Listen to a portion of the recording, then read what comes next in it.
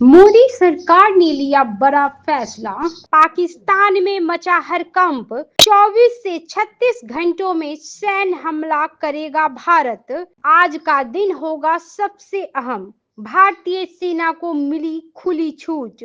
आतंकवाद के खिलाफ होगी निर्णायक लड़ाई। हाई अलर्ट पर भारतीय सेना।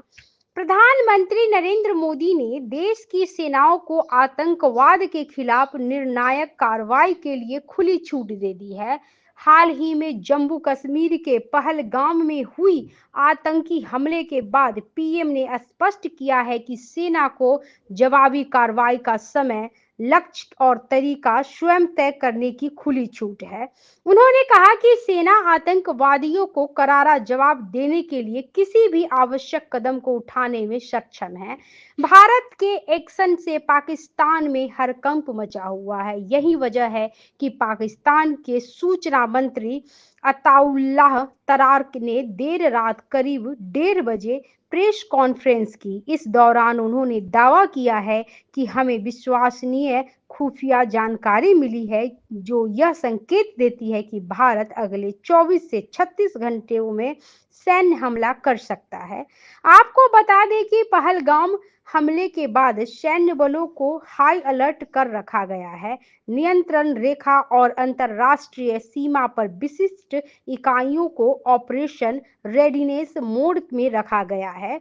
Drone satellite imagery drone satellite imagery और इलेक्ट्रॉनिक इंटरसेप्ट्स पाकिस्तान अधिकृत कश्मीर में आतंकवादियों के लॉन्च पैड्स की गहन निगरानी कर रहे हैं।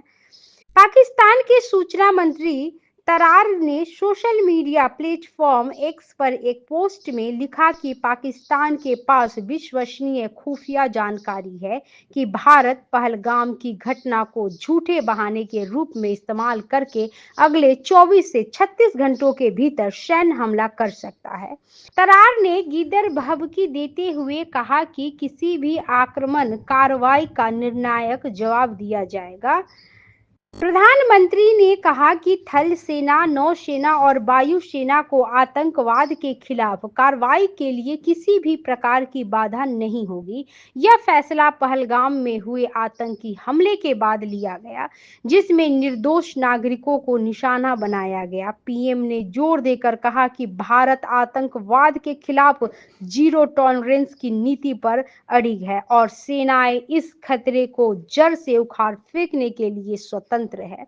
उन्होंने सेना की क्षमता और समर्पण की सराहना करते हुए कहा कि देश को अपनी सशस्त्र सेनाओं पर पूरा भरोसा है। प्रधानमंत्री नरेंद्र मोदी ने इस संबंध में मंगलवार एक उच्च स्तरीय बैठक की, जिसमें रक्षा मंत्री राजनाथ सिंह, राष्ट्रीय सुरक्षा सलाहकार Ajit Doval, chief of defence staff general Anil Chauhan, थल सेना प्रमुख, नौसेना प्रमुख और वायुसेना प्रमुख शामिल थे। बैठक में पहलगाम हमले की विस्तृत समीक्षा की गई और आतंकवाद के खिलाफ तत्काल और प्रभावी कार्रवाई की रणनीति पर चर्चा हुई। पीएम ने बैठक में दोहराया कि भारत का संकल्प आतंकवाद को पूरी तरह कुचलने का है।